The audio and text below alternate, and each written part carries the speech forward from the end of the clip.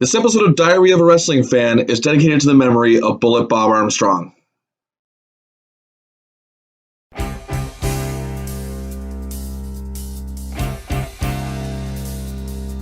It is now time for Diary of a Wrestling Fan with Bill Chase. And now, here he is, Hamilton, Ontario's 2003 Wrestling Blogger of the Year, Bill Chase. Thank you, Mr. Podcast Announcer.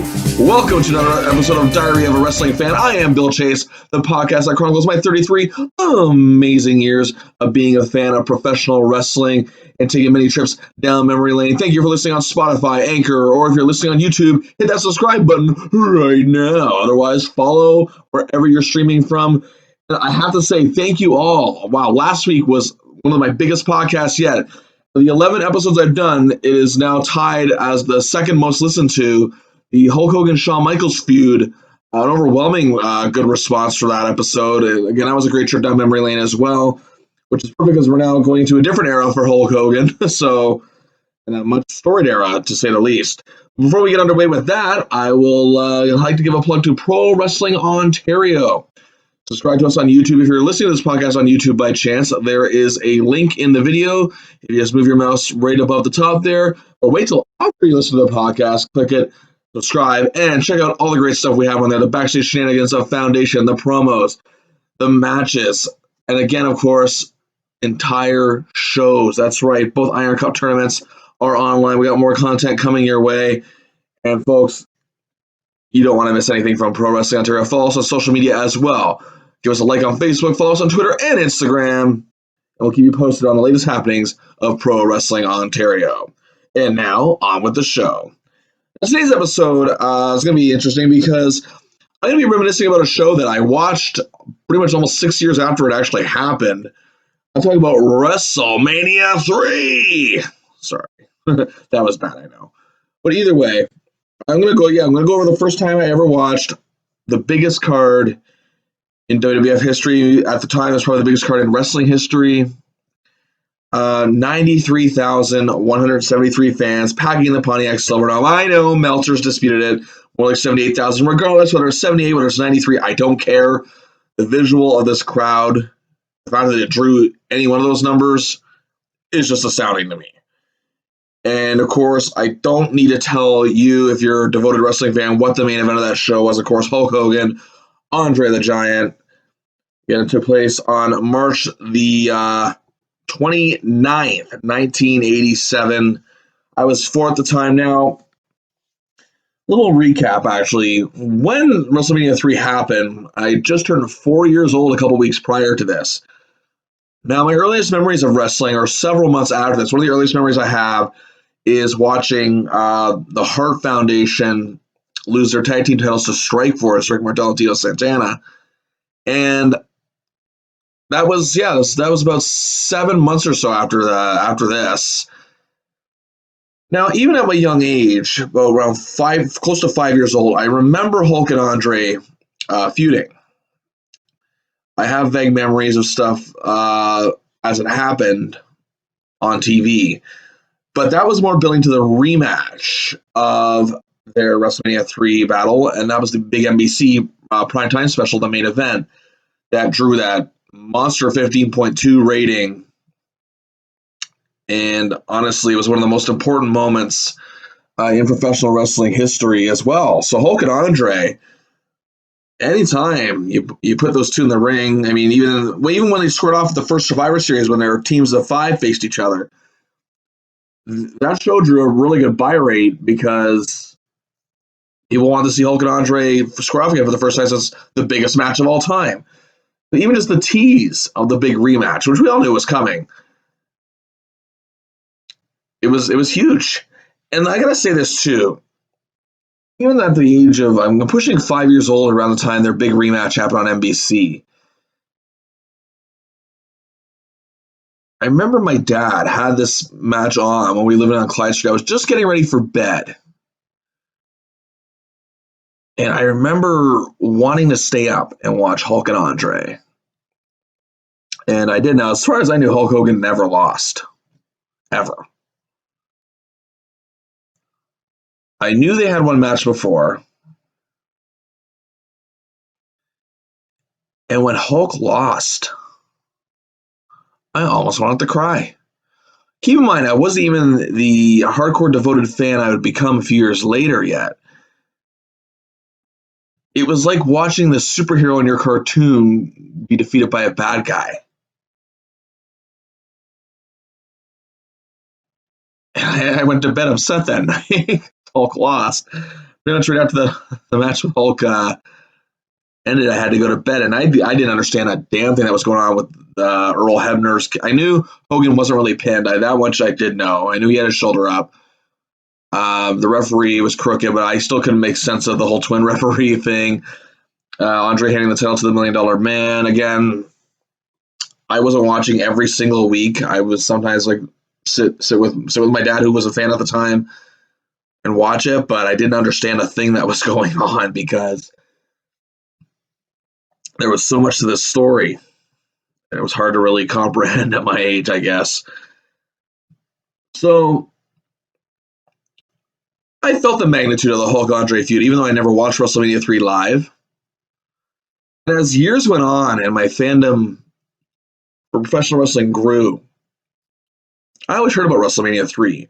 I had a WrestleMania retrospective magazine I bought, I believe, my parents bought for me just before WrestleMania 8, which had which was like a recap of the previous 7 WrestleManias. This stuff like this, plus the Bill Apter mags that I learned a lot about professional wrestling history. At least I started to at this point.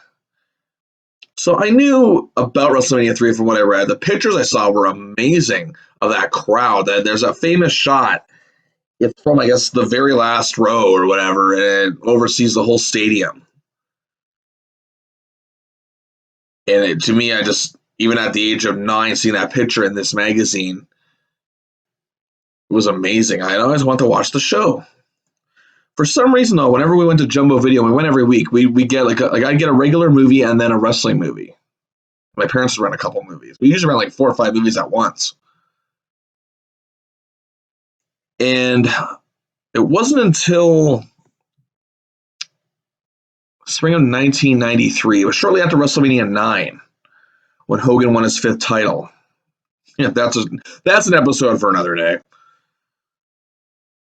We lived in a duplex at the time on Clyde Street here in Hamilton, and we lived downstairs. I believe it was like mid 1986, and then we moved to the upstairs duplex in early '93. As a matter of fact, and here's the thing too, this ties into this. The day we moved upstairs was the day Andre the Giant passed away.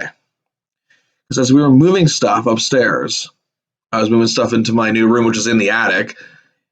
It was an insulated attic, so don't don't follow my parents for that. It was. I remember just feeling shocked. My mom had the radio on while they were like getting stuff organized downstairs. My uncle and his girlfriend at the time were helping us, and Mom said they just said on the radio Andre the Giant died. I'm like, wow. Now at this point, I'm almost 10 at this point. We moved upstairs. Pretty much as 1993 was really beginning, and here I am. I'm 10 years old. I'm at I am a wrestling fan through and through in the biggest way. Of course, I've mentioned on previous podcasts. The very first podcast I did was a subject of my first Superstars taping I attended in June of '92. So this is just several months after that. I described how, check out the archives, by the way, how my fandom was really growing at this point in a big way. So after we moved upstairs actually, I think it was just a couple, because it wasn't long after the '93 Rumble either, where Yokozuna won and Bret Hart fought Razor Ramon. So as we move upstairs and get everything set up, nothing really changed other than our living quarters. We're still in the same house, and Really, nothing. There wasn't a drastic change. It wasn't. It was not like it was a move that I had to get used to. You know what I mean? And at this point, too, I'm in grade four with the nastiest teacher in the world, Miss Barton. To this day, and I had some nasty ones in high school. This day, she was the worst. Because even the nasty ones I had in high school were at least good teachers. You know what I mean? And they weren't nasty to the point where I dreaded going to their class. Because I knew after a while, because I figured in high school with me, again, I'm going all over the place here, but in high school with me with teachers, I knew how to pick my battles with the nasty ones. So I wasn't really on the receiving end too often. But Miss Barton, wow, that woman made me cry. Barely anyone in our class liked her. She'd been teaching, I think, at this point for over 30 years. She was older then, so wow, yeah. She retired actually the next after I graduated grade five. She announced her retirement during graduation. I said, "Good, no one else has to suffer." So kids everywhere are safe from grade four in this school. Yeah, I went to Sanford Avenue School here in Hamilton for any of my Hamilton listeners. And she was just a nightmare, and I dreaded going to school every day. And again, I mentioned too, I was picked on a lot, but again, even that, as bad as that was, even being picked on, I didn't dread it too much because for one, I still had a good couple of friends there. I mentioned my friend Sandra before, and she was a wrestling fan as well. Plus, my frenemy known as Ricky. But by grade four, he wasn't really picking on me that much anymore. And so became more my actual friend. Another friend of me by the name of Chad again, but he's a big wrestling fan too, so we bonded over that. But no, there were a lot of wrestling fans in my class. And it was great because, again, we always talked about what happened every weekend. And WrestleMania 9 all got us talking. And then I remember seeing footage, though, around this time, because, again, Hulk had just come back. He had just come back to team up with Brutus BK to get revenge on Money Incorporated, DiBiase and IRS. And they were showing clips of some of Hulk's great WrestleMania moments. And, of course, they always show the Andre clip. Every year it seemed. But obviously I didn't fully grasp the moment or the magnitude. So I believe it was only a few weeks after WrestleMania 9. Once again, we took a trip to Jumbo Video. And finally, I had to get it. WrestleMania 3. There it was. My dad was actually surprised I hadn't watched that one yet. He was positive he had rented it for me in the past. I said, no, I haven't watched it yet. I've seen clips from it. And that's another thing too. The Steamboat Savage match.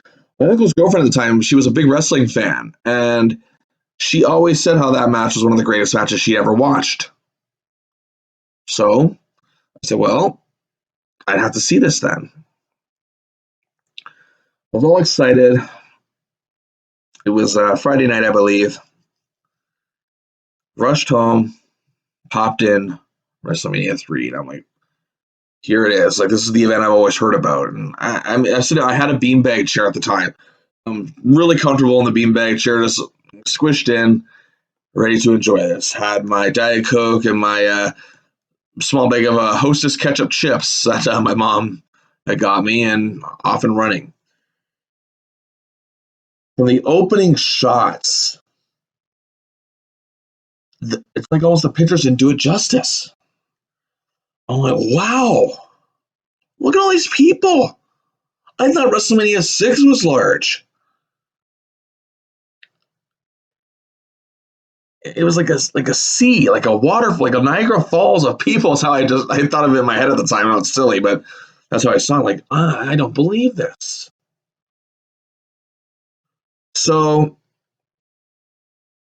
as I'm watching Gorilla Monsoon, Jesse Ventura, as well as Bob Uecker, who I always thought was hilarious. I grew up watching Mr. Belvedere as well as the Major League movies. And Mary Hart, of course, I knew from Entertainment Tonight because my mom would watch that show a lot, and I'd watch it with her. And it's like, wow, this is like a spectacle. I know that's not the word I'm using at 10 years old, but this is incredible. Like I have not seen any like celebrities of this magnitude in any of the WrestleManias I've watched. Granted, I've watched 8 and 9 live, like on pay-per-view, and I've rented a lot of them. I rented 7, seen 6 obviously, and I think 3 and 4 at this point were the only ones I hadn't seen. I've seen 1 and 2, but I haven't seen 3 or 4 because people always told me 4 was boring. Even some of my friends at school said they remembered watching it and they were bored of it. Yeah, it was. I can't remember which one it was. The one of them said they read it and said they were bored and they just kept fast forwarding. Boy, would I find out they were right later. That could be another podcast. So the opening match was a team I wasn't overly familiar with. The Can-Am Connection taking on Cowboy Bob Orton and Don Morocco. And I remember Morocco and Orton a bit from other tapes I've watched. I knew Rick Martel was a good guy when he teamed with Tito Santana, but of course, at this point, most of my memories of him are as the model. But again, one of my earliest memories is of him and Tito winning the tag titles. But still, I'm more familiar with Martel at this point as a bad guy or heel for pretty much the past few years. And then it never occurred to me for whatever reason, even when I read those retrospective magazines, that Tom Zink was WCW Z-Man. I always just knew him as a Z-Man. I'm sure like Tony Schiavone or Tim Ross or whoever referred to him as Tom Zink, but I just always remember him as Z-Man. Well, there he was, teaming with Martel. I'm like, wow, this is cool. And again, I was just in awe of the crowd because it was still light out at this point on the opening of the show. I think it started in the afternoon. And I remember it being a really entertaining match that I was into. It wasn't too long, but it was a nice opener. It's a good way to, I would learn years later, you need these openers to set the pace in a lot of ways. And it was good that way. It served its purpose in that regard. But like, this is really cool. So, of course, the Can-Ams win that match. And again, I'm still in awe of the crowd. I'm like, I can't believe that many people at a crowd. Like, will it ever be this way again? Again, in 1993, I didn't know how bad business was. I didn't, because at 10 years old, with no internet, I didn't subscribe to the Observer. I had the After Mags, but they were for the fans. At least they taught me about other promotions and whatnot, but still, they didn't give you really an inside peek behind the curtain, which is fine. At 10 years old, do I really want to? I mean, I knew wrestling was predetermined. Yeah, I knew this long ago, but I never treated it that way. Even recently, there's somebody said they're wearing a Sons of Anarchy shirt. Like, wrestling's fake, right? Like, Sons of Anarchy is a TV show, right? I'm sure they talk about Jax Teller as if he were a real person. But I don't criticize her for that. That's the difference. For one thing, Sons of Anarchy is a great show. But I digress. The next match was Billy Jack Haynes versus Hercules. Now, obviously, I knew who Hercules was because he was still around about a year before this. I think in '92 he left. So, what I mean by that, sorry, is I should clarify, a year before I watched this video. Keep in mind, this is spring of '93, folks. So, yeah, I knew who Hercules was. I remember him mainly part of Power and Glory. And I knew he was a singles wrestler, even before that. Billy Jack Haynes, I knew nothing about. Nothing. I think I vaguely remember reading that he was a star in Portland in one of the After Mags. Otherwise, I knew nothing about this guy. And boy, do I know a lot about him now. Oh, boy, do I. Check out some of his stuff on YouTube. It's you won't forget it. But anyway, so I remember this actually being years later. I learned to appreciate this match a little more. These two had a good chemistry, and Billy Jack Haynes looked like a star. And I'm not saying that in my 37-year-old mind. I'm saying well, this guy looks pretty cool. He looks like he could handle himself in a fight. That's something at 10 years old. I'm like, this guy looks like he could kick somebody's ass. Hercules, I always knew was strong. That's his name. But it was actually a pretty entertaining just fight. It was the Battle of the Full Nelson. That was what the feud was built on. These two have been feuding for quite a bit now at this point, actually. That's the thing. They've been feuding since Haynes got to the company, I think, in like mid-'86. But outside of some segments on TV, they never really had the big payoff. So this match went to a double countout, and then Haynes got bludgeoned afterwards with Hercules' chain that he always carried around, and I thought, ooh, blood, yikes. Not like that. I wasn't like mortified by blood, but again, I remember seeing blood at WrestleMania 8 with both Bret Hart and Ric Flair, but blood wasn't a thing I saw too often unless I was reading the Bill After mags. There are a lot of bloody pictures, even in the early 90s, of guys. I remember seeing bloody pictures of Cactus Jack or Abdullah the Butcher, Eddie Gilbert, but nothing to this extreme like that often in WWF. And again, I'm still in awe of the crowd here. Now, I did jump the gun a bit with the intros because I remember seeing the shots, and Vince McMahon's enthusiasm, I have to say, really set the tone as well. It was going to be a spectacle. I gotta go back a bit. Sorry. Aretha Franklin's rendition of America the Beautiful also gave me some chills. So I'm into the show as if I'm watching it live already. Now, granted, I got into a lot of VHSs I rented at this point, but for some reason I could easily get distracted in a lot of ways.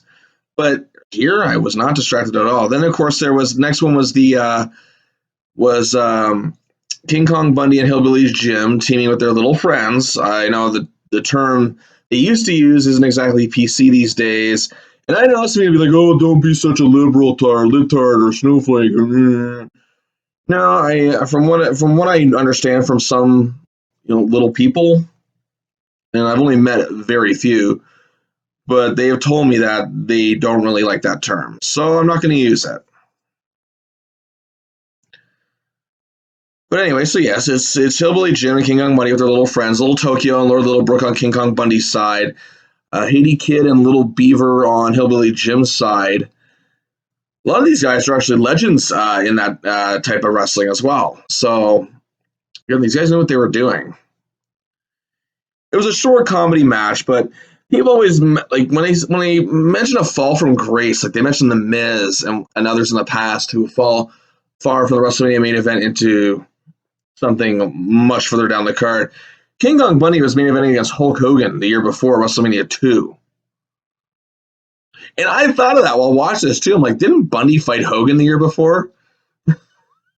Like, I actually had that same retrospective magazine with me because I carried that thing everywhere. And I'm actually looking up stuff as I'm watching these matches. And I remember it being pretty funny. I remember being pretty amused by it. And of course, Bundy squashes Beaver, and that's it. I don't think Beaver wrestled much after that. I know he passed away years later, but still. People always had that theory that Bundy killed him. Yeah, whatever. Ridiculous. Didn't learn that until many years later either, but still. Kind of ridiculous. But yeah, I used to like Hillbilly. Hillbilly Jim was the first wrestling figure I ever had. The LJN figures. He was the first one I ever had. So he had a near and dear place in my heart. After that was Harley Race against Junkyard Dog. Now, Junkyard Dog was another figure I owned, so again, I knew he was through that, as well as other videotapes. Harley Race, I only knew Harley Race as Vader's manager at WCW at this point. Obviously, they'd mentioned many times on commentary. I do remember them saying he was a multiple world champion back in the day, feuded with Ric Flair. And I thought to myself, I'm like, wow, this guy, and looking at him, I'm like, again, he looks tough. But I gotta say this now, knowing what I know about Harley and his reputation now, and knowing the guy he was when he was a champion, That cape and that crown does not look good on him. It really doesn't. And Harley was still, good at what he did. I mean, doesn't make him a bad wrestler, even if the gimmick itself wasn't exactly a winner that way. I know I find out years later he has had a house show program with Hogan, but apparently didn't do that well. But yeah, he had Heenan and Moolah with him, and JYD. And of course, I knew JYD from WCW. He had a WCW run not long before this as well. He teamed a lot with Ron Simmons. So, but I'm never thinking JYD was so cool watching him here. This was, many people say this was a turning point. I might as well say he lost the match. This was like this is the beginning of his downturn in terms of both his drawing power as well as him as a performer. I would learn years later from others that he was going downhill long before this, but as a fan, like if I'm just watching as a fan, I'm thinking this is where it truly began. Because he still had a lot of intrigue. He was very popular with fans. I'd even dare say at one point he was probably only second to Hogan in terms of top baby faces. Keep in mind, Macho Man was not a face until after this show. Roddy was a face when he was leaving, and I'll get to that in a minute, obviously. But yeah, and I remember this. I wasn't very intrigued by this match, even though I liked JYD. I thought the headbutts were cool, but it was pretty short. Harley won, kind of like, whatever. And then, of course, he has to bow to him. That was a stipulation. JYD does it, and then attacks Harley afterwards and steals his King's Cave. So, yeah. And watching JYD's career after this and the programs and house show runs and views and everything he had after this one was over, because this one got a lot of TV exposure. Yeah, he never fully bounced back from that. Sad to say, because he was a great performer, especially in Mid-South. I didn't know half of how good he was until I saw stuff in Mid-South. But moving on, it was the Dream Team against the Rougeau brothers. It was confusing to me to see the Rougeaus as baby faces. I remember them vaguely as the Fabulous Rougeaus, and this is going to sound so stupid, and you're probably going to make fun of me for this. It took me forever to clue in that Jacques Rougeau was the Mountie. I think it was right around this time I realized it. Oh, okay, that's the Mountie. The Mountie, yes. Brutus Beefcake, I obviously knew. Greg Valentine, again, same thing. I knew him as well. And I remember hearing about them. I remember their match from WrestleMania II with the British Bulldogs, which I thought was really cool. So this was the match that began, it was the next step in Brutus's babyface turn, because it was, I guess, slowly being built up after Adrian Adonis accidentally gave him a haircut. Brutus wasn't the barber yet. We got to be clear about that. Brutus Beefcake, he was, again, a ladies' man, an egomaniac. So the match wasn't overly long. Bravo interfered because he was at ringside with the Dream Team and Johnny Valiant. Oh, God, I forgot the Johnny Valiant promo. He would say ridiculous things in his promos, and I like Johnny Valiant, but at the end of the promo that they cut before this match, he puts his, because you're not watching on video, but I'm doing it right now, I don't know why, but he puts his hand on, or like his hand on his head, or on his forehead, with the two fingers sticking out like a peace sign. He goes, "Qu'est-ce que c'est?" After Dino Bravo says something in French. He would say other things in the past, like parlez-vous, scrambled eggs, grandma. I can't make this stuff up. Well, I probably could, but just watch some of Johnny Valiant's promos around this time. But yeah, they did cut promos before most of the matches. I should digress about that. I'm skipping a lot of things here. I'm sorry, folks. Not supposed to be technically a recap of the whole show that way, but I'll point out some notable ones. Bobby Heenan, of course, great stuff. I like Billy Jack Haynes assisting. He's Billy Jerk Haynes. I like that. Heenan was gold on this show. Heenan was magnificent. He is an unsung MVP of this show. And I'll get to why shortly. Yeah, Brutus is abandoned by Valentine and Bravo. and left alone in the ring thinking, what the hell kind of thing. He's confused. So, of course, our answers would come in the next match. Billed as Roddy Piper's retirement. I can't even say with a straight face. Wow. Okay. Yes, this confused the hell out of me. Even when I read in the WrestleMania retrospective, I don't remember reading this was supposed to be his last match. But the build-up shows it was. And even because this is the video, this isn't like the exact duplicate of the pay-per-view. They edit stuff into the video releases, and they showed an insert of Piper announcing his retirement. He was fighting Adrian Adonis, who I didn't even know had passed away. And I remember watching in other tapes, especially WrestleMania II, where he wrestled most of the match in a dress. And the reaction for Piper here is incredible. I'd say next to Hogan, he got one of the biggest pops of the night. So Piper and Adonis have a really fun match. That's just like everything and anything is happening from beginning to end. It's just so wild. It is what people call a guilty pleasure. I don't see what's so guilty about liking this. It was a lot of fun, and it told a good story. These two had a long rivalry dating back to when Piper took a sabbatical. Adrian Adonis' flower shop took the slot of Piper's pit. They had a rivalry between the feuding shows. Piper's former cohorts, like Bob Orton, Don Morocco, started siding with Adonis. They viciously attacked him, broke his leg. Piper destroyed the flower shop set in a memorable segment. It was just a lot of good drama here. Piper and Adonis. And people call the Adrian Adonis gimmick silly. I gotta give him credit. He again, what silly, like there's silly gimmicks and then there's silly gimmicks. There's, Adrian Adonis here. He looked committed to the character. I don't know, for some reason he looked committed to the whole thing. So I don't feel like, as tacky as it might have been in a lot of ways, but he somehow got it over. Fans hated him. I think it was just a far cry from what he was. Oh, this tough New Yorker,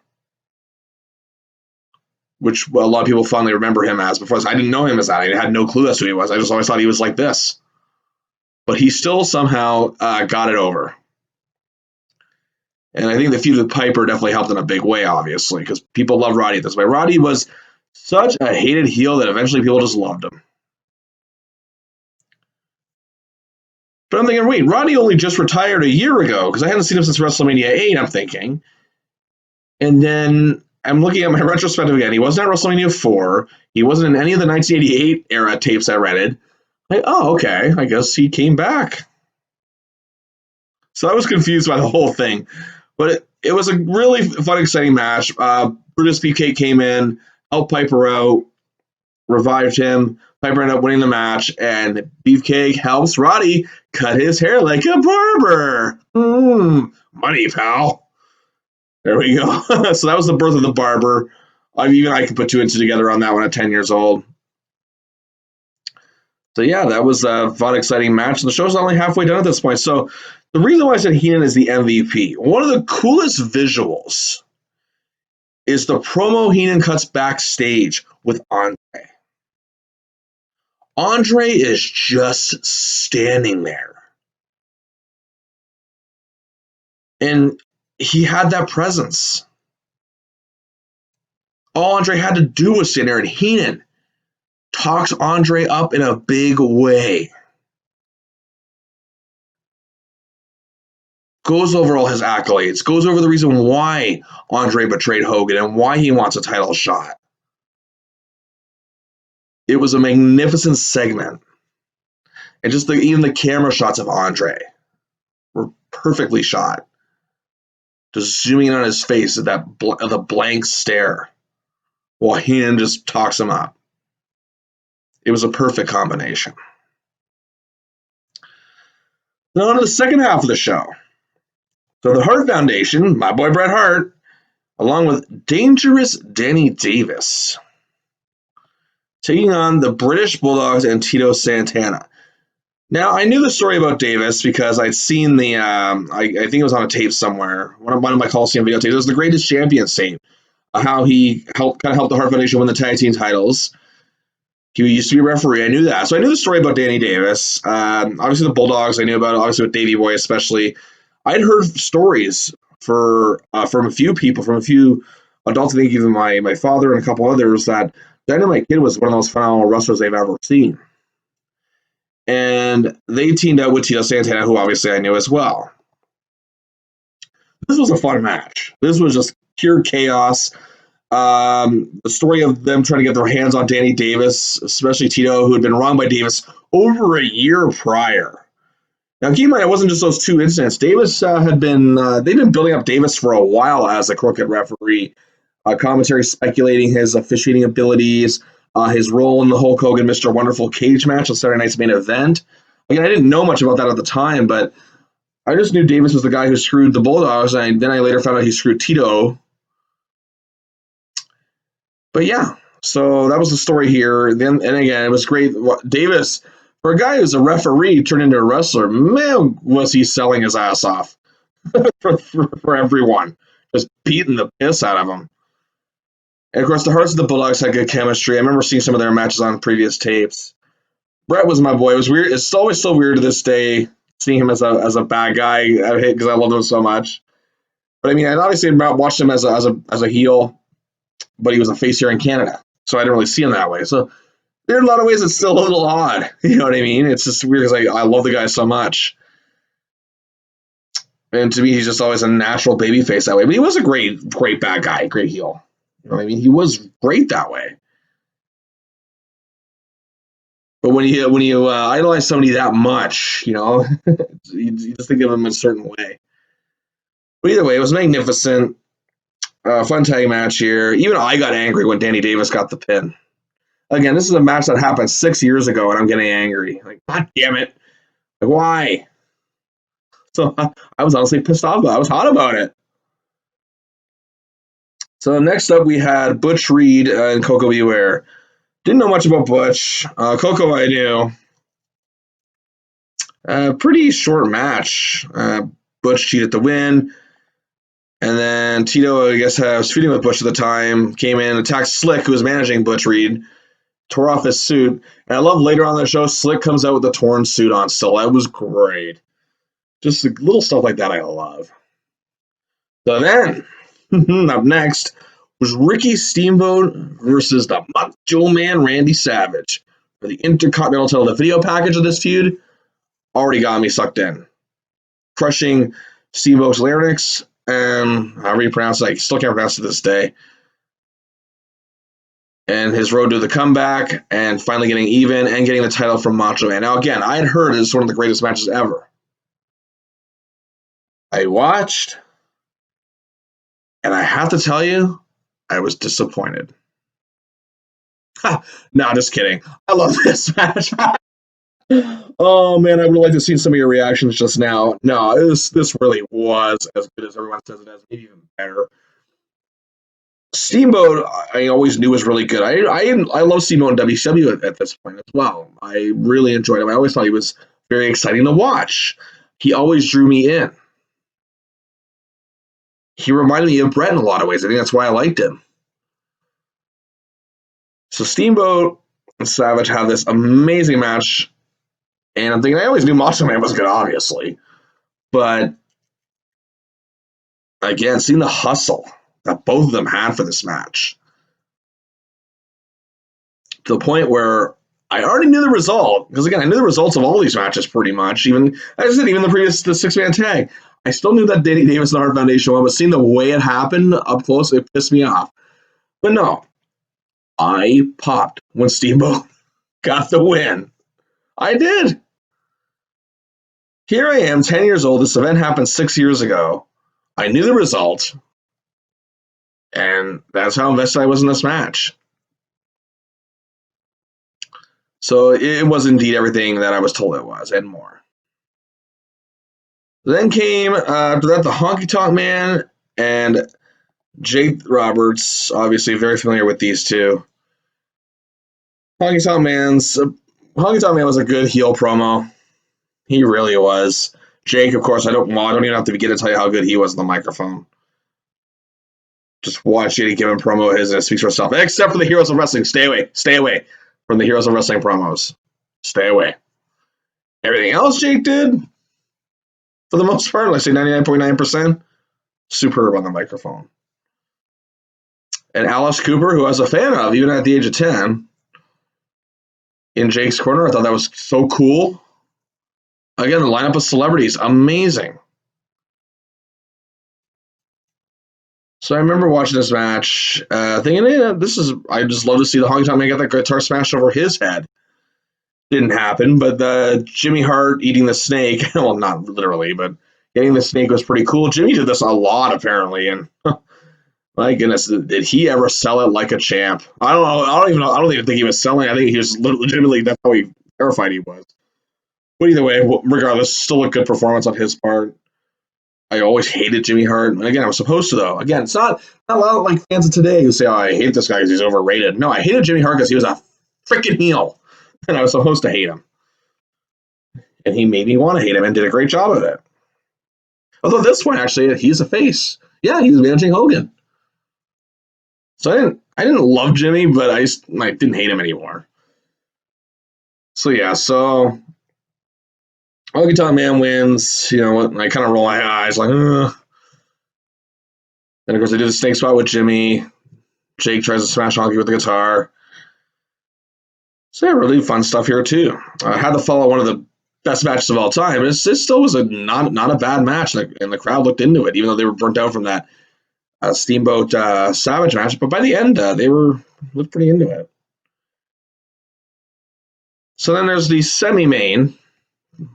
Again, Slick coming out with a torn up suit with Iron Sheik and Nikolai Volkov taking on the Killer Bees. I swear the Killer Bees on most Coliseum video compilations I watched were on every single one of them. Not that I minded, I liked them. But it was just crazy how I saw them on more tapes than Hogan, it seemed. Like, I don't know. It seemed like the Killer Bees were everywhere on every like VHS, 80s VHS I rented.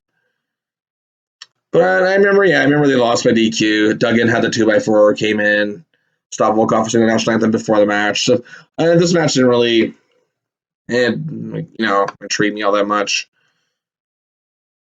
Then the big one, Hulk and Andre. The story. Now, I'm not even going to go over the story. A lot of us know it. Again, any diehard wrestling fans listening to this, they know the story. It was one of the greatest stories ever told in wrestling. Two personalities larger than life. Two of the all-time greats. Even at this point, Hogan's practically a legend.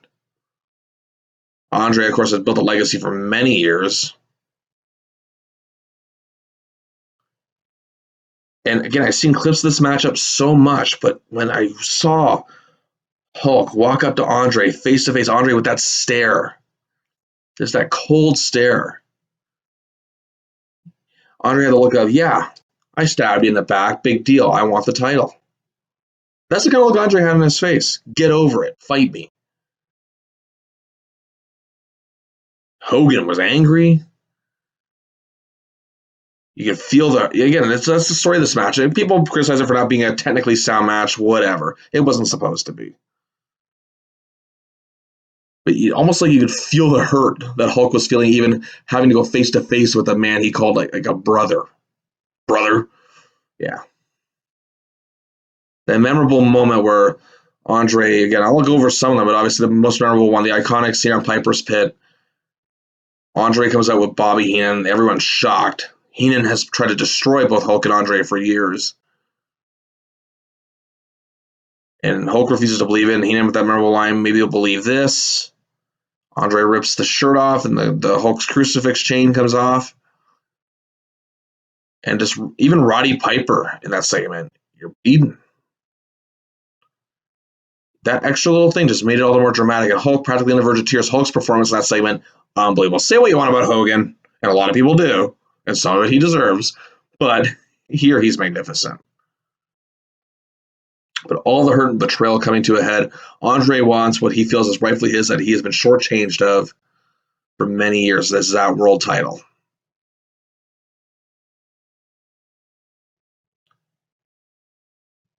And the way the crowd is amped up for this. Now, it's darker at this point. You can't see the crowd like in the opening match, but still, it's like you can see that this is why we're here.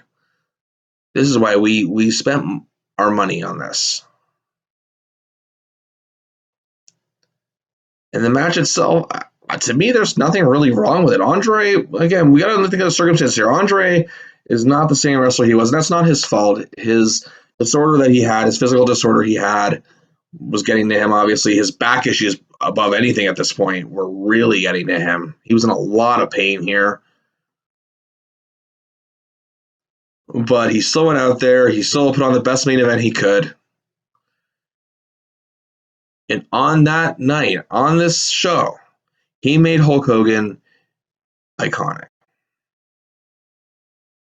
Even in retrospect, you can see that. Hogan was already a megastar. There's no debating that. Hogan was already setting records with like the likes of like Mr. Wonderful Paul Orndorff. But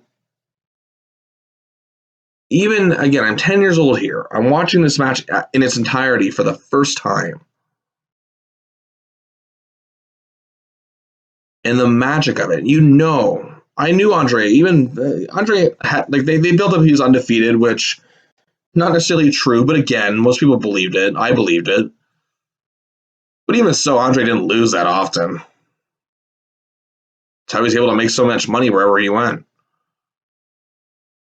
The body slam, that iconic body slam, the flash bulbs going off in the crowd, the cheer, the roar of the crowd when he finally slams him, hits the big leg, 1, 2, 3, Hogan is 110% made guy. Like, that's the term some people use. Okay, well, maybe he's already made at this point. Okay, maybe that's the wrong term to use. But if I'm comparing like terms like you hear in like mafia movies or whatever, first he's made, and then they ascend up the ladder. It's like Hulk was truly the head of the family now. Andre was like the head of the family for many years, it seemed. That's like the story almost being told here. Andre was the head of the family. Now Hulk takes over. He's the head of the family. Andre's that legend who is a icon on his block or whatever, and still always will be, always be remembered. But this is truly saying Hulk is numero uno, no ifs, ands, or buts. Because Andre was still seen as an icon even at this point. Obviously he was, or this match would have had as much success as it did. At the time, set pay-per-view records. At the time, largest gate. It was a great moment. And even watching it on VHS in my attic on Clyde Street, on my little TV, on my little Panasonic, it felt great to see finally the whole thing. WrestleMania 3 was everything I heard it was and more.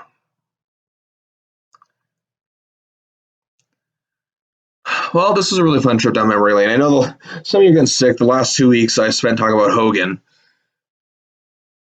But this show wasn't just about him, obviously. Be prepared, folks, because there's more Hogan coming up in the next little while. Not too much. No, not too much. It's a kind of WCW pay-per-view I'm going to be talking about in a couple weeks. So that reminds me. So next week's show, I'm going to be fast-forwarding to the Invasion. That's right, smack dab in the Invasion. I'm talking September 2001, when I attended both a Raw and SmackDown taping. Well, they were actually 2 days apart. Sorry, Raw was live, SmackDown was taped. 2 days, 2 shows. I had tickets for both at the Air Canada Centre. September 2001. A famous tag team splits up on Raw. Stone Cold Steve Austin and Rob Van Dam face each other for the first time on SmackDown. It was an amazing couple of days. Little did I know, obviously, it was a week before the world would change. But still, this was a fun time to be a wrestling fan, and I was there live. It's been a little while, so talking about a live show I've been doing. I'm going to be talking about a couple in the future. But yes, more great episodes of Diary of a Wrestling Fan coming out. Follow me on social media. If I'm on Facebook as Bill Chase. You can add me. I'll talk wrestling with you. I love talking wrestling. And follow me on Twitter, Bill Chase 33. Also follow me on Instagram, same thing, Bill Chase 33. Again, it'd be great to interact with a lot of you there. So thank you so much. So that's going to do it for this week. So until next time, quoting my fellow Hamiltonian, the late great Billy Red Lyons, when I tell y'all, don't you dare miss it. Thank you for listening to Diary of a Wrestling Fan with Bill Chase. If you'd like to make a contribution to the show, just go to your local Walmart, get an iTunes card, put money on it, and well, you know the rest.